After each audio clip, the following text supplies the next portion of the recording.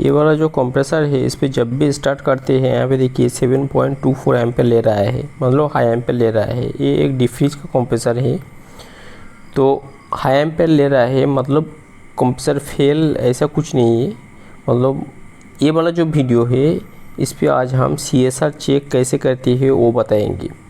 High ampere का मतलब है कंप्रेसर फेल भी हो सकता है, आपका वोल्टेज का प्रॉब्लम भी हो सकता है, या उसका अंदर जो कैपेसिटर लगा होता है उसका ये प्रॉब्लम हो सकता है। तो लेकिन इसको चेक करने के लिए आपको तरीका सही से मालूम होना चाहिए, नहीं तो आपको पता नहीं चलेगा कि कंप्रेसर फेल है या दूसरा कुछ प्रॉब्लम है। आपका इलेक्ट्रिक लाइन में दिक्कत होगा तो भी ये प्रॉब्लम आएगा। तो सबसे पहले कोई भी कंप्रेसर हो, फ्रिज हो या डिफ्रीज हो या AC का हो, कोई भी कंप्रेसर हो, उसको टर्मिनल के बारे में पता लगाना पड़ेगा। मतलब कौन सा टर्मिनल रनिंग है, कौन सा स्टार्टिंग है, कौन सा कॉमन है। तो सबसे पहले कोई भी कंप्रेसर हो, हम लोग नॉर्मल AC के लिए बोल रहा हूँ, DC नहीं है, ये AC वाला कंप्रेसर है। तो उसको चेक करने के लिए मीटर को 200 ओम्स पे आप सेट करना पड़ेगा। फिर कंप्रेसर के जो तीनों टर्मिनल है उस पर 2-2 करके सबका ओम्स आपको देखना पड़ेगा। सबका ओम्स मतलब जैसे सोचिए 3 टर्मिनल का नाम है A, B और C, उस पर आपको मतलब नोट करना पड़ेगा। तो A और B पे आपको ओम्स देखना पड़ेगा कितना ओम्स हो रहा है। जैसे यहाँ पे देखिए, यहाँ पे एक एक करके अलग अलग हो रहा है। तो A और B में जितना होगा आप नोट करके रखेंगे, फिर B और C में जितना होगा वो भी नोट करके रखेंगे, और C और A में जितना होगा वो भी नोट करके रखेंगे। तो तीनों टर्मिनल का जो ओम्स है वो उसको नोट करने के बाद इस पे आपको ढूंढना पड़ेगा सबसे कम ओम्स कितना आ रहा है, मतलब सबसे कम। जैसे यहाँ पे देखिए, एक में दिख रहा है 53 ओम्स, एक में दिखा रहा है 4.5, एक में दिखा रहा है 4.0, ऐसे करके दिखा रहा है। मतलब आपका कंप्रेसर को स्टार्ट नहीं हो रहा है, हाई एम्पेयर ले रहा है, इसका मतलब ये नहीं है कि कंप्रेसर फेल है। कंप्रेसर फेल तब होता है। अब फेल कैसे होता है, कंप्रेसर फेल मतलब किस तरह होता है।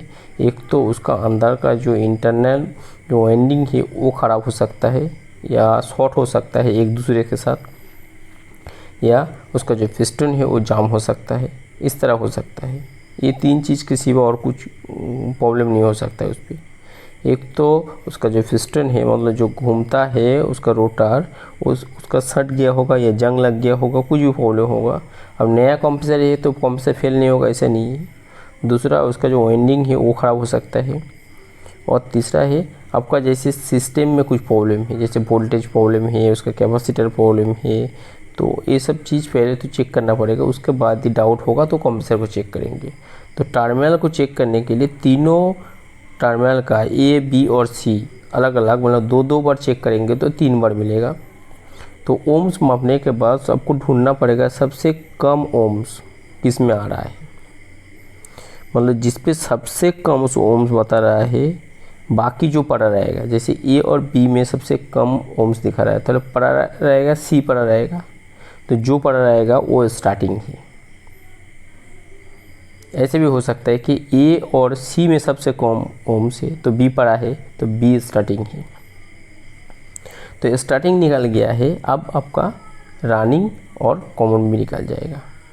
अभी आप उसी मीटर को स्टार्टिंग पे रख के जिस पे ज़्यादा बताएगा वो रनिंग है, और जिस पे उससे कम बताएगा वो कॉमन है। मतलब इस तरह आप कंप्रेसर का टर्मिनल निकाल सकते हैं। फ्रिज हो, AC हो या डिफ्रीज हो, कोई भी छोटा हो या बड़ा हो, कोई भी AC जो कंप्रेसर हो